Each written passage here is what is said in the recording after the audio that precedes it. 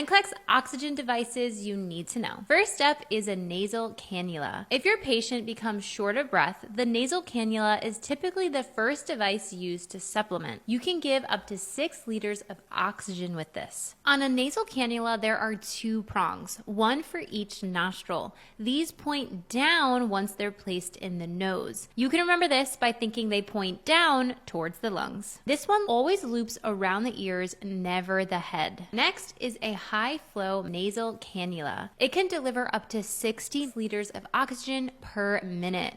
This one looks similar to a nasal cannula but allows for a much higher output of oxygen. Then we have a simple face mask. These can deliver 6 to 12 liters of oxygen. There are holes on both sides which allow for some external air exchange. You'll fit this mask to the face with the strap around the patient's head. Then we have a non-rebreather mask which may be used in emergency situations. This mask can deliver high concentrations of oxygen and can deliver 10 to 15 liters. These masks have 2 one-way valves that prevent any external air from entering. They also have an attached reservoir bag. This holds oxygen as, well, a reservoir source for the patient as they breathe. And finally, we have the Venturi mask. You'll mainly see them used for COPD patients, as providing the right level of oxygen is crucial. Each color valve provides a different percentage and volume. How this works is you place the specific valve inside and connect the oxygen tubing and alternate or change out as needed.